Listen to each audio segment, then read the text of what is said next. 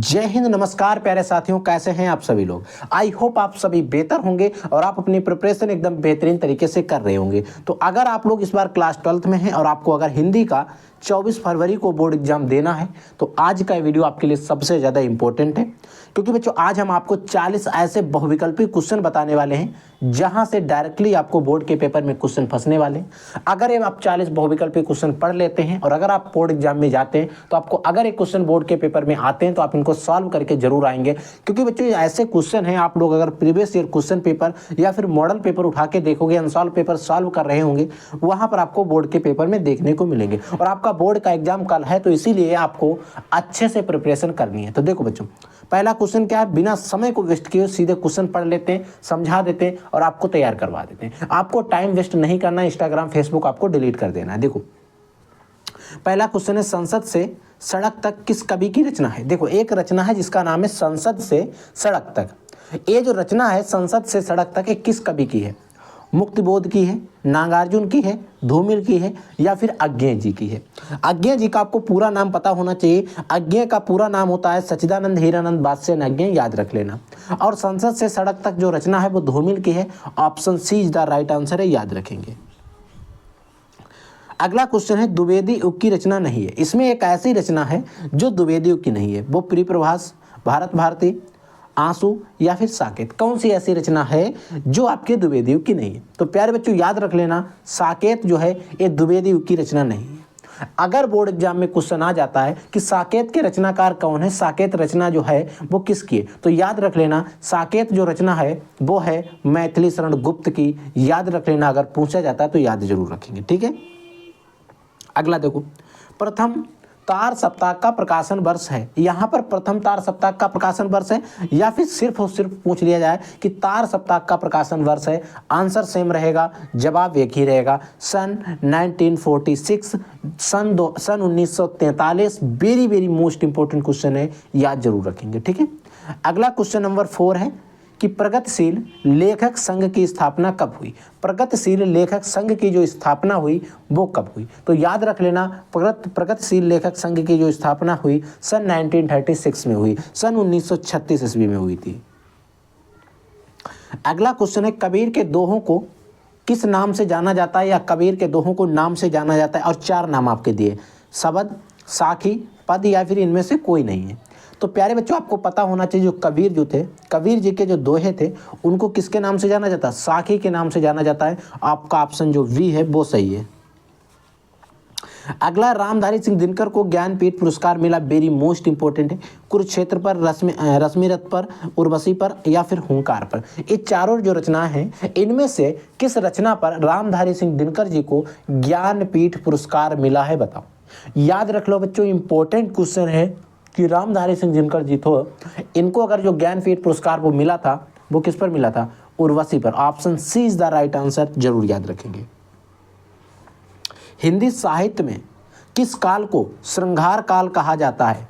हिंदी साहित्य में किस काल को श्रृंगार काल कहा जाता है? आदिकाल को, भक्ति काल को, रीति काल को या फिर आधुनिक काल को? तो बच्चों हिंदी साहित्य में किस काल को श्रृंगार काल कहा जाता है? अगर ऐसा क्वेश्चन आता है तो आप वहां पर लगाएंगे कि रीति काल को श्रृंगार काल कहा जाता है।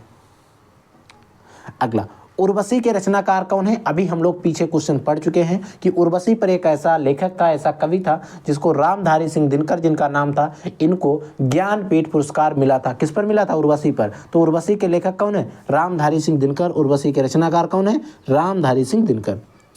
बिसल देव रासो के रचनाकार कौन है? एक रचना है जिसका नाम है बिसल देव रासो, इसके रचनाकार कौन है? भट्ट केदार की है, जगनिक की रचना है या दलपत विजय की है या नरपति नल्ला की है? तो बच्चों याद रख लेना, बिसल देव जो रासो है ये किसकी रचना है? ये नरपति नल्ला की है। आपका ऑप्शन नंबर डी जो है बिल्कुल राइट है, ठीक है। अगला क्वेश्चन देखो, क्वेश्चन नंबर 10 है कि गोस्वामी तुलसीदास के बचपन का नाम क्या था? तुलसीदास जी थे, उनके बचपन का नाम क्या था? तुकाराम, आत्माराम, सीताराम या राम बोला?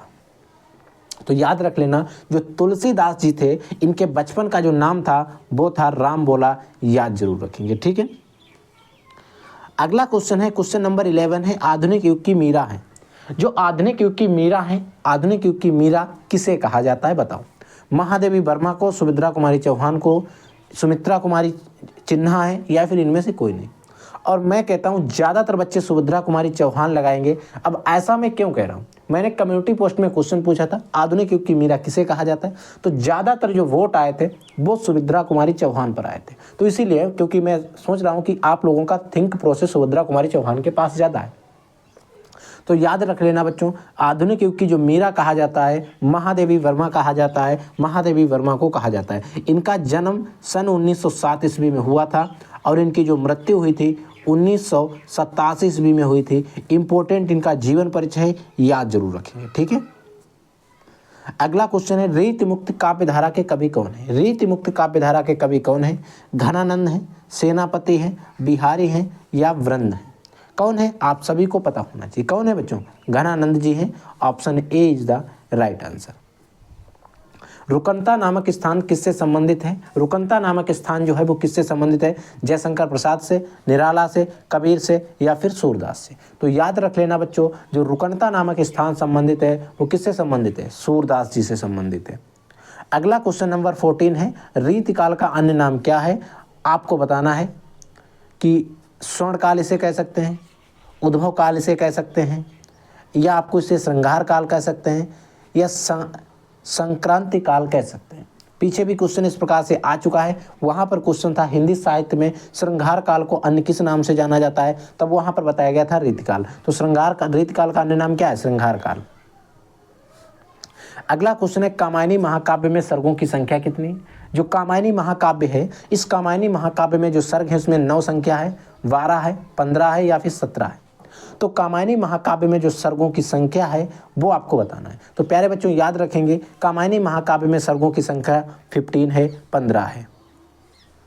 अगला क्वेश्चन है, कठिन काव्य का प्रेत कहा जाता है। कठिन काव्य का प्रेत किसे कहा जाता है? घनानंद को, भूषण को, केशव को, पद्माकर को? किसे कहा जाता है? याद रख लेना बच्चों, किसे कहा जाता है? केशव को कहा जाता है। इंपॉर्टेंट क्वेश्चन है। अगला है, कौन सी रचना भूषण की नहीं है? इसमें एक ऐसी रचना है जो भूषण की नहीं है। शिवा बावनी है, छत्रसाल दशक है, शिवराज भूषण है, या रामचंद्रिका है? इनमें से एक ऐसी रचना है जिसे भूषण के द्वारा नहीं लिखा गया। तो याद रख लेना कौन सी रचना? रामचंद्रिका है। अगला है, चांद का मुंह टेढ़ा के रचनाकार कौन है? एक रचना है चांद का मुंह टेढ़ा। इस चांद के मुंह टेढ़ा जो रचना है, इसके रचनाकार कौन है? भवानी प्रसाद मिश्र हैं, मुक्तिबोध जी हैं, केदारनाथ अग्रवाल हैं, या शमशेर बहादुर हैं? बताओ। तो चांद का मुंह टेढ़ा जो है किसके द्वारा रचित की गई थी? ये मुक्तिबोध के द्वारा हुई है। याद रख लेना, इंपॉर्टेंट है। भारत भारती के रचनाकार कौन है? एक रचना है जिसका नाम है भारत भारती।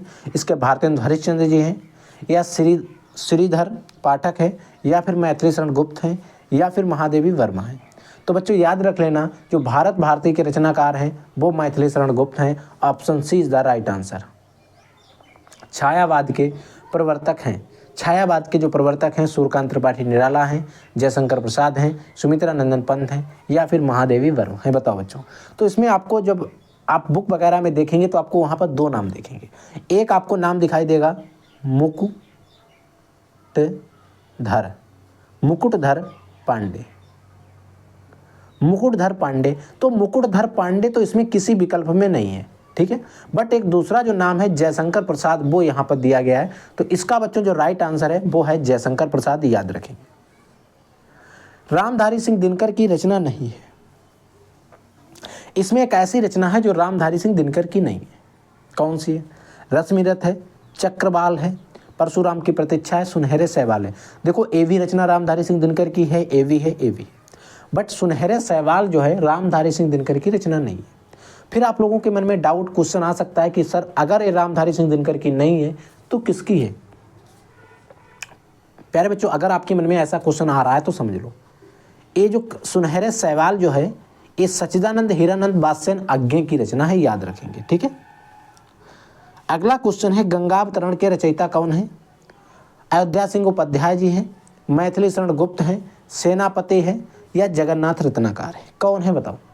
तो याद रख लेना, गंगावतरण के जो रचनाकार हैं जो जगन्नाथ रत्नाकर जी हैं। तो ऑप्शन डी आपका सही है। भक्ति आंदोलन का श्रेय जाता है, बताओ भक्ति आंदोलन का जो श्रेय है वो किस कवि को जाता है?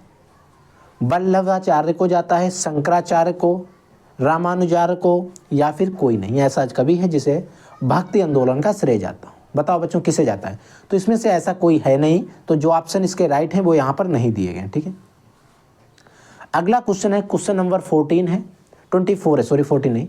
चिंतामणि कवि हैं, रीति सिद्ध कवि हैं, रीति मुक्त कवि हैं, रीति रहित या रीतिबद्ध? बताओ, बहुत इंपॉर्टेंट क्वेश्चन है क्योंकि इस प्रकार के क्वेश्चन कॉम्पिटिटिव एग्जाम में ज़्यादा आते हैं। इसका बी वाला ऑप्शन आपका सही है।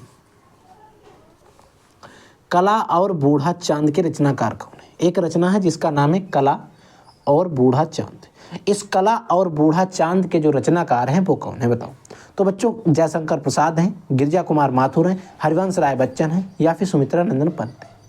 तो कला और जो बूढ़ा चांद है, इस कला और बूढ़ा चांद के जो रचनाकार हैं वो आपके सुमित्रा नंदन पंत जी हैं, याद रखेंगे। अगला क्वेश्चन है, हिंदी साहित्य के किस काल को स्वर्ण युग कहा जाता है? याद रख लेना, किस काल को स्वर्ण युग कहा जाता है?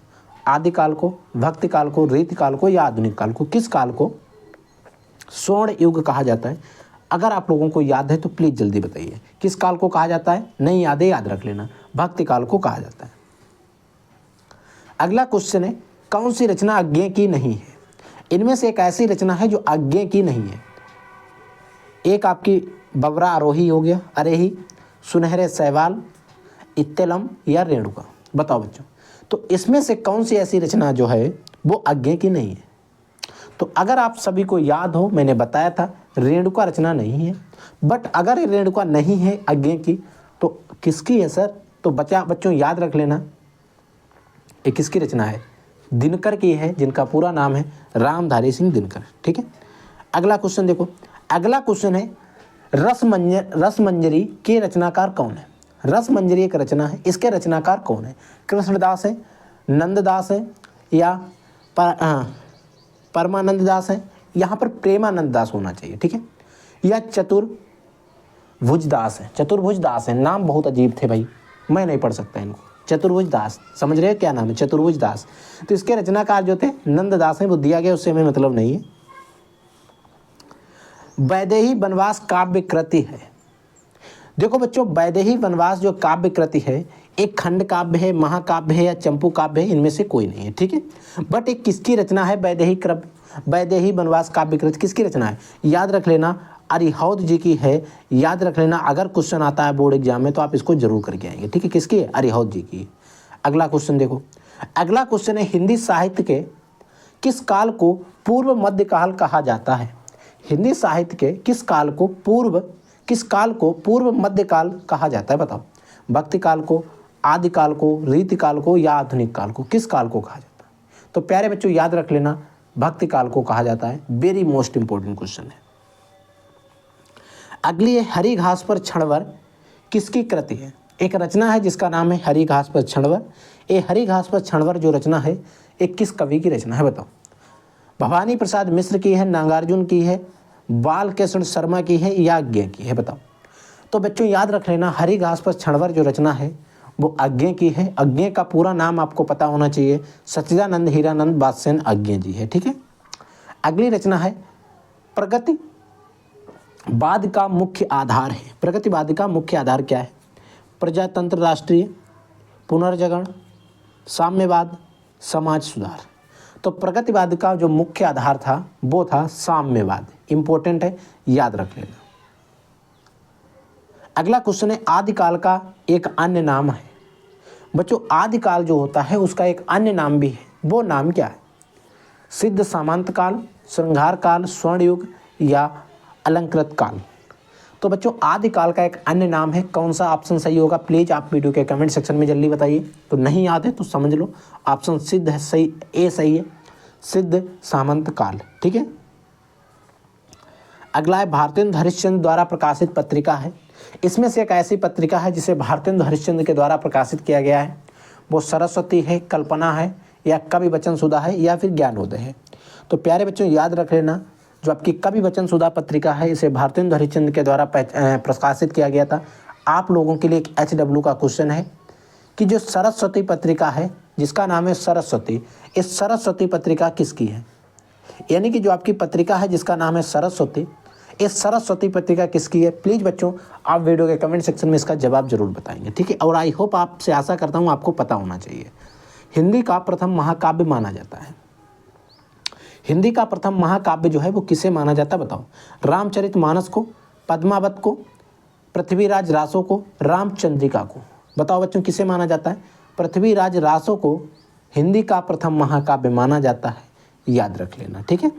अगला क्वेश्चन नंबर 37 यानी कि 37, गीत संकलन पारिजात किसकी कृति है? गीत संकलन पारिजात एक कृति है, एक रचना है, किसकी है? मैथिली शरण गुप्त की है, महादेवी वर्मा की है, अरिहौत की है या जयशंकर प्रसाद की है? तो बच्चों जो आपकी गीत संकलन पारिजात एक रचना है, ये रचना किसकी है? तो याद रख लेना ये रचना अरिहौत जी की है, और अरिहौत का पूरा नाम है सच्चिदानंद अयोध्या सिंह उपाध्याय अरिहौत, ठीक है। सुमित्रानंदन पंत सुकुमार कवि हैं, प्रकृति के, श्रृंगार के, ज्ञान के, भक्ति के। तो सुमित्रानंदन पंत को सुकुमार कवि कहा जाता है। किसका सुकुमार कवि कहा जाता है? तो याद रख लेना सुमित्रानंदन पंत को प्रकृति का सुकुमार कवि कहा जाता है। क्वेश्चन इंपॉर्टेंट है, याद जरूर रखेंगे, ठीक है। अगला क्वेश्चन है सूफी एक काव्य धारा है, इसके कवि कौन है? रसखान, रहीम, जायसी या फिर नानक? कौन है? जायसी है या फिर नानक है? बताओ सूफी काव्य धारा के कवि कौन है? याद होना चाहिए आप सभी को, क्या है? जायसी ऑप्शन सही है, ठीक है। अगला और हमारा लास्ट क्वेश्चन है कि मैथिली शरण गुप्त किस युग के कवि थे? भारतेंदु युग के थे, छायावाद युग के थे, शुक्ल युग के थे या द्विवेद युग के थे? बताओ।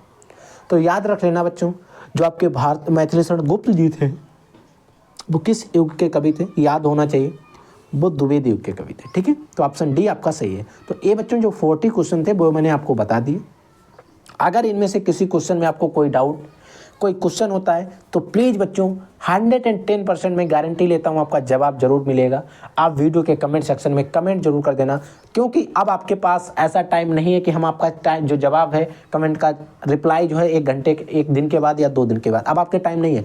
अगर आप रिप्लाई करते हैं तो 1 से 2 घंटे में आपको कुछ, अभी अगर आप कोई क्वेश्चन पूछते हैं हिंदी में एनीथिंग किसी सब्जेक्ट में, तो 1 से 2 घंटे के अंदर आपको रिप्लाई देने का पूरा प्रयास किया जाएगा। ये चीज़ आप याद रख लेना। अगर आपके मन में डाउट कोई क्वेश्चन होता है तो प्लीज़ बच्चों डेफिनेटली आप जरूर पूछेंगे। I will take next class. तब तक के लिए जय हिंद, वंदे मातरम।